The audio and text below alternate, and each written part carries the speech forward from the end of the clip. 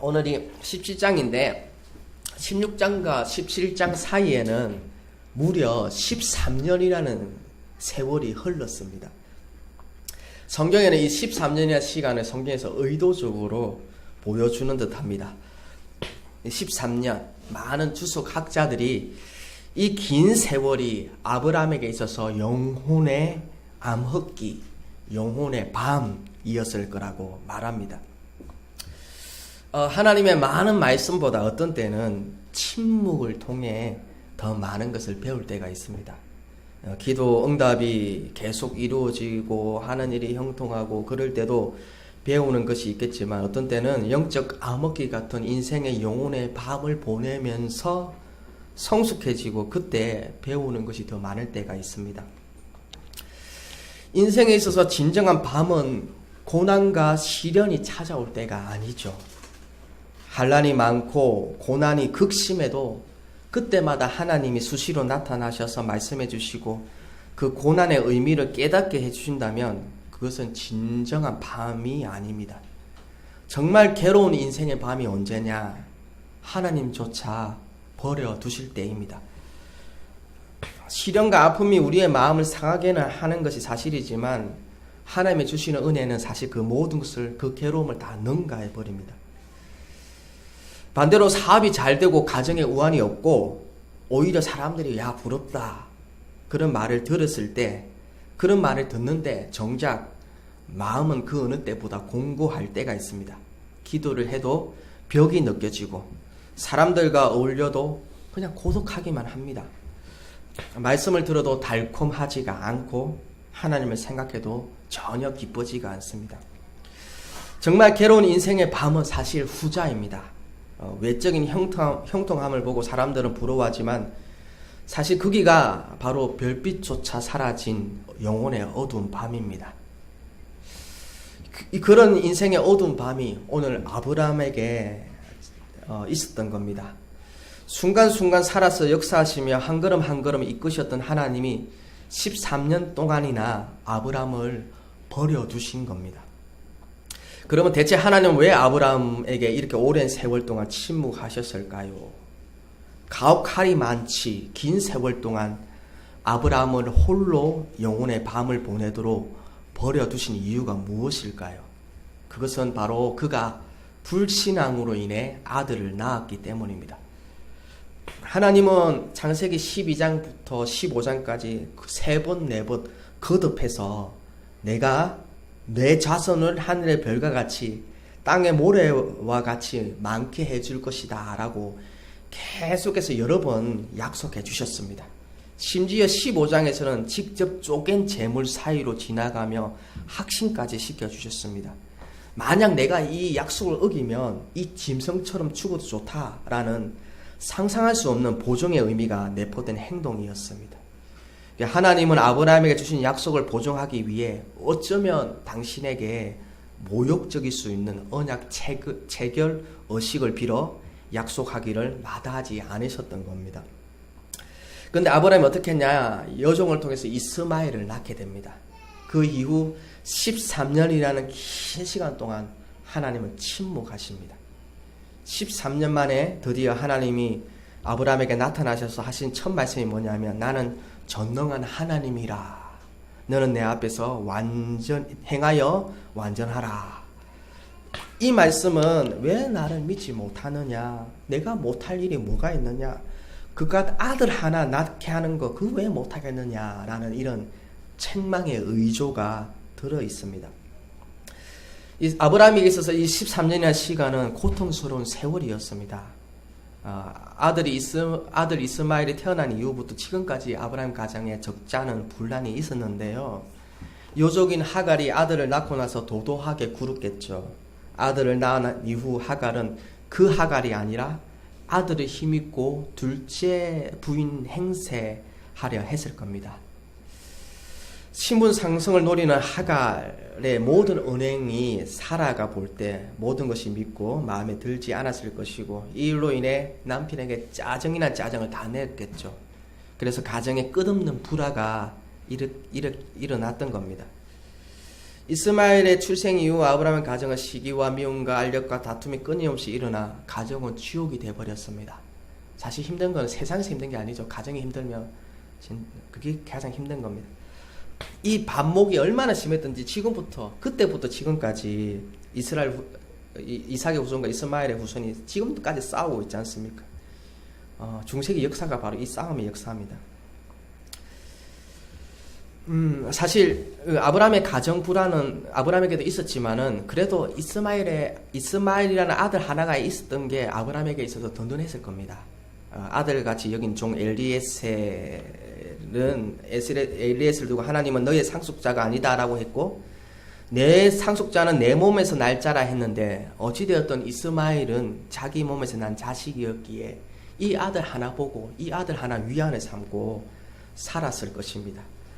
그런데 그 가정이 순탄치가 않습니다. 14년 동안이나 가정 불화가 있었고 그 가정에서 가족들이 많은 상처를 입었고 옆에서 지켜보는 아브라함 마음 또한 얼마나 힘들고 어려웠겠습니까? 견디고 또 견디고 또 견뎠습니다. 그리고 마지막에 견디다 못해서 결국 아브라함은 하갈과 이스마엘을 내보내기로 결정합니다. 비록 여정을 통해 낳은 아들이지만 하나밖에 없는 아들이었습니다. 자기의 모든 것을 이어받을 아들, 마지막 붙들고 있는 끈과 같은 그 아들을 내보내야 했던 겁니다. 아브라함은 자기 힘으로 어떻게 해보기 위해서 종을 통해 아들을 낳았는데 그리고 어떻게든 13년이라는 세월을 견뎌왔는데 그것이 한순간에 무너진 겁니다. 하나님의 약속을 믿지 못하고 기다리지 못하고 내 힘으로 내 계획으로 뭘 이뤄보겠다고 살아왔는데 그 결과에 대한 대가가 처참했고 마지막은 아들을 내보내야 했던 겁니다. 13년 동안 그렇게 참아왔고 견뎌왔던 그 일들이 한순간에 와르르 무너져 내린 겁니다. 바로 그때 하나님이 아브라함에게 찾아오십니다. 그리고 말씀하십니다. 참 기가 막힌 타이밍이죠. 절망했을 때, 완전히 깨어졌을 때, 앞이 캄캄했을 때, 그때 하나님이 찾아오십니다. 깊은 나락에 떨어졌을 때, 바로 그때가 하나님이 찾아오시는 순간입니다. 우리는 생각하기를 믿음이 가장 좋을 때, 40일 금식하고 끝냈을 때, 2000번째를 마지막 1000번째 들었을 때, 바로 그런 순간이 하나님이 찾아오시는 타임이라고 생각합니다. 야, 네 믿음 좋구나. 내가 너의 믿음 봤다. 그러면서 찾아오셔서 복을 주실 것 같지만은 하나님의 생각과 우리의 생각은 완전히 다릅니다. 인간의 계획이 실패하고 모든 소망이 사라졌을 때 바로 이때에 하나님은 때가 됐구나 하고 찾아오십니다. 이제 끝이구나 했을 때 바로 그때 하나님은 시작하시고 계신 겁니다. 이 13년이라는 이 기간은 아브라함에게 있어서 인간적인 생각을 무너뜨리는 시간이었어요. 인간적인 믿음을 깨트리는 시간이었습니다. 이스마엘을 내보내는 이 사건이 아브라함의 인간적인 믿음을 무너뜨리는 결정타였습니다. 하나님은 이제 아브라함을 만날 준비가 됐구나라고 생각했던 겁니다. 아브라함에게 있어서 아브라함의 힘이 조금이라도 남아 있었을 때 그때는 하나님의 때가 아니죠. 하나님 앞에 완전히 포기가 되고 두 손 들고 나갈 때 그때 하나님은 이제 때가 됐구나 새롭게 시작하신다는 겁니다. 우리가 하나님의 말씀을 제쳐놓고 우리 생각으로 우리의 방법으로 뭘 해보겠다 그러면 그때는 하나님은 팔짱 끼고 지켜보시기만 합니다. 그러나 우리가 하나님 없이 저는 아무것도 할 수 없습니다. 하나님이 필요합니다. 하나님의 은혜가 필요합니다. 겸손한 마음으로 하나님을 찾을 때 그때가 하나님이 일하시는 때입니다. 자, 믿음은 무엇입니까? 흔히 말하는 믿음은 I can do it. 나는 믿습니다 하면서 믿어지지 않는데 나의 뇌를 막 세뇌시킵니다. 믿습니다 이러면서 이게 믿음일까요? 부흥회를 할 때 부흥 강사님이 믿습니까? 아멘. 믿습니까? 아멘. 궁중심리에서 아멘 합니다. 근데 돌아서면 그 믿음이 없어요. 공허한 외침에 불과한 겁니다. 이 궁중심리에 의해서 이렇게 부흥회다 뭐다 하면 그 심리에 의해서 믿음이 있는 것처럼 느껴집니다. 본인도. 근데 돌아서면 없어요. 그거는 믿음이 아닙니다. 또 믿음이란 게 종교적인 의무를 다 하는 것이 믿음입니까? 마음은 없는데 교회는 몸은 나오는 겁니다. 드릴 건 다 드리는 겁니다. 근데 이것도 믿음이 아니에요. 믿음이 뭐냐? 믿음은 우리의 모든 마음, 우리의 전심이 하나님을 향해 있는 겁니다. 하나님만을 의지하는 것, 하나님만을 바라보는 것, 그것이 믿음입니다. 우리가 가끔 신앙생활 하면서 환경에 의해서 가끔이지만은 우리의 전심이 하나님께 향할 때가 있죠. 언제입니까? 병들었을 때, 사업이 망했을 때, 실직했을 때, 이별의 아픔을 겪었을 때, 잠시나마 우리의 마음이 하나님을 바라보죠. 내 힘으로 도저히 극복할 수 없을 때 그때 하나님을 찾게 되고 부르짖게 됩니다. 이 전심, 이 마음, 사실 내 마음이 하나님께로 향해 있는 것, 내 마음이 하나님께로 쏠려 있는 것, 이 상태를 하나님 원하시는 거죠. 이것이 믿음입니다. 자, 아브라함이 바로 그런 때입니다. 무너졌습니다. 깨졌습니다. 소망이 없습니다. 내 힘과 내 계획이 실패했습니다. 그때 하나님 찾아오시는 겁니다. 주님께서. 사실 우리가 계속해서 은혜를 받는 비결이 뭐냐? 하나님의 도우심을 입고 사는 비결이 뭐냐? 하나님께 향해 있는 겁니다. 내 마음이. 길을 가도 하나님 생각. 사실 하나님 생각을 늘 하기 쉽진 않은데 늘 주의 이름을 부르는 겁니다. 늘 찾는 겁니다. 내 마음이 늘 교회에 가 있고, 내 마음이 늘 하나님 성경에 가 있고, 내 생각이 늘 하나님 생각으로 가득 차고, 사실 그걸 믿습니다. 그런 상태가 될 때, 내가 주님 안에, 주님이 내 안에 거하는 상태가 될 때, 그때 무엇이든지 기도해라. 그러면 하나님께서 응답해 주시겠다 하셨지 않습니까? 사실 하나님은 이 마음을 원하세요. 이 마음을. 바로 그때 무너지고 깨어지고 소망이 없을 때, 내 힘과 나의 계획이 실패했을 때 주님께서 찾아오셨습니다. 13년 동안 자신의 무능함을 뼈저리게 절감했던 시간이 바로 이 13년이라는 시간입니다. 그때 하나님은 아브라함에게 나타나셔서 엘사다이, 성경에서 하나님 자신의 이름을 나타내는 첫 번째인데, 엘사다이, 나는 엘사다이다. 나는 전능하신 하나님이다. 너는 내 앞에서 완전하라. 좋게 말하면 이런 말입니다. 봐라, 너의 힘으로 아무것도 안 되지. 그런데 말이야, 나는 못할 일이 없어. 나는 전능하신 하나님이야. 자신의 한없이 연약함 때문에 비통해하고 있는 이 아브라함에게 하나님은 나타나셔서 나는 전능하신 하나님이야. 그 사실을 알려주고 계신 겁니다. 내가 하면 할 수 있어. 나는 이룰 수 있어. 나는 전능한 하나님이야. 너는 나만 바라봐. 사실은 아브라함이 엄청 찔렸을 겁니다. 엄청 찔렸고 엄청 후회했을 겁니다. 그 13년의 시간을 되돌리고 싶었을 겁니다. 그리고 그런 다음에 하나님은 한 말씀 더 하십니다. 4절 5절인데요. 보라, 내 언약이 너와 함께 있으니 너는 여러 민족의 아버지가 될지라. 이제 후로는 내 이름을 아브라함이라 하지 아니하고 아브라함이라 하리니 이는 내가 너를 여러 민족의 아버지가 되게 함이니라. 사실 정황상 이 대목이 이상합니다. 과연 지금이 아브라함에게 복을 말씀하실 상황인가 의아스러울 뿐입니다. 하나님 말씀을 안 듣다가 다 깨지셨습니다. 하나님 말씀 안 듣다가 무너진 아브라함입니다. 잘한 것이 없습니다. 이럴 때는 꾸중하는 것이 맞습니다. 야단치는 것이 맞죠. 13년이라는 오랜 침묵 후에 나타나신 하나님이 처음에 아브라함에게 나는 전능한 하나님이야 라고 하신 말씀을 하신 후에 상황에 맞지 않게 또 복을 약속해 주십니다. 또 그렇게 이 12장, 13장, 14장, 15장, 10장에서 말씀하신 그 복을 또 약속하십니다. 5절에 보면 주의 깊게 보아야 할 대목이 있는데 그것은 내가 땡땡땡 되게 함이니라 라는 문구입니다. 하나님의 의지가 담긴 문구죠. 말씀이죠. 내가 여러 민족의 아버지가 되게 해야겠다. 내가 이루겠다. 나는 전능한 하나님이니까 나 여호와가 너를 그렇게 만들고야 말겠다. 나의 열심히 이 일을 이루고야 말겠다. 그 말씀을 하고 있는 겁니다. 아브라함은 계속해서 언약에서 비껴가고 있었습니다.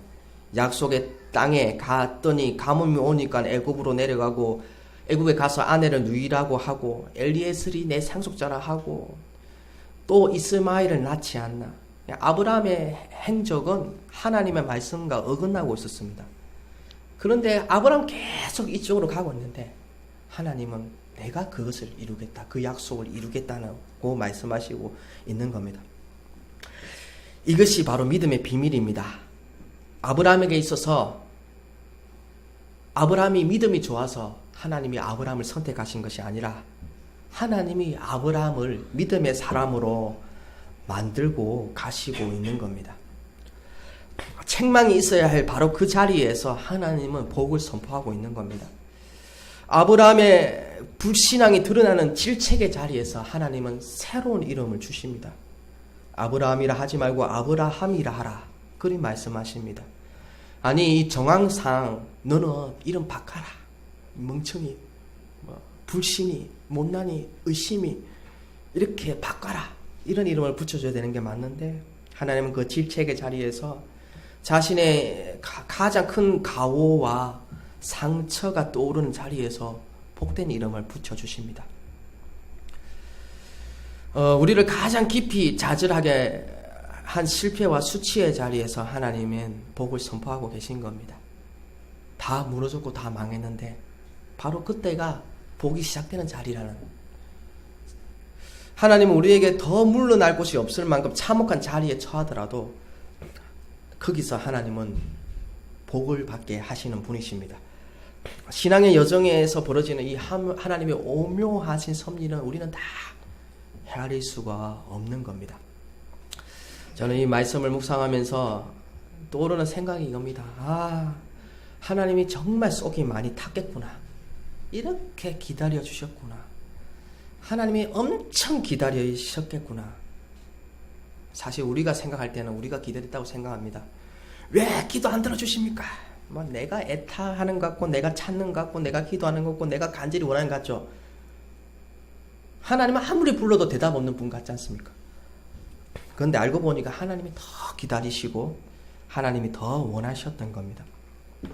우리가 생각할 때 하나님 언제 내 기도 들어주시나, 언제 회복시켜 주시나, 언제 좀 형편 좀 나아지게 해주시나, 그렇게 기다리지만 정작 기다리신 분은 하나님이시라는 것.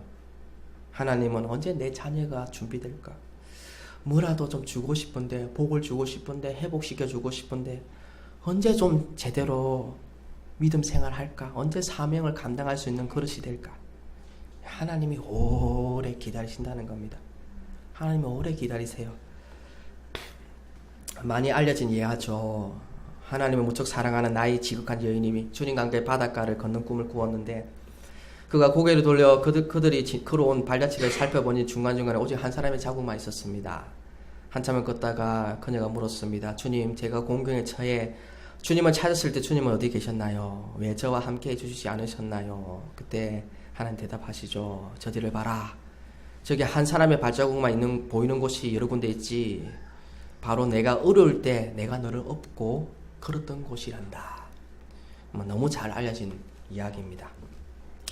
이사야 46장 4절 5절 말씀에 너희가 노년에 이르기까지 내가 그리하겠고 백발이 되기까지 내가 너희를 품을 것이라. 내가 지었은즉 안을 것이요 품을 것이요 구하여 내리라. 하나님은 우리가 믿음이 있어서 받아준 게 아닙니다. 우리가 행위 완전하여 복을 주시는 것도 아니죠. 하나님은 우리를 복을 받을 만한 그릇으로 만들어 가시는 겁니다. 하나님이 우리를 붙잡아서 끌고 가시는 겁니다. 참고 또 인내하고 기다려주고 그러면서 우리를 빚어가시고 만들어 가시는 겁니다. 하나님은 우리를 사랑하시죠.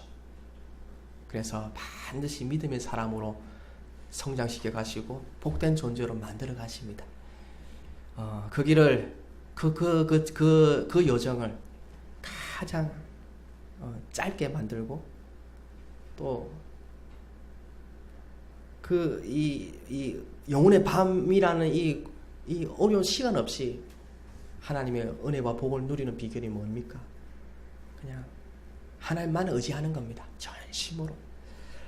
내가 열심히 수고하고 일하면요, 내가 뭐 돈 모으고 내가 일하고 이러면 조금 형편은 나아집니다. 근데 결국 지나보면 없어요.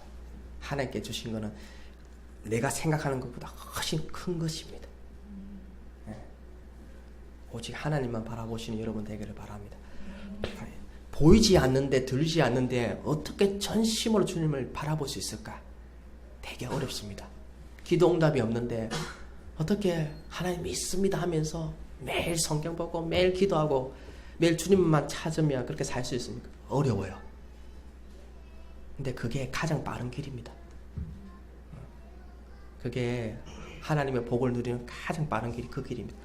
안 들리고 안 보여도 주구장창 기도하고 말씀 붙들고 살아보십시오. 가장 빠른 길을 걸어가게 될 것입니다. 우리 모두가 이 주님만 바라보며 주님만 의지하며 그렇게 살아가는 우리 모두가 됐으면 좋겠습니다. 우리 말씀 생각하면서 기도하도록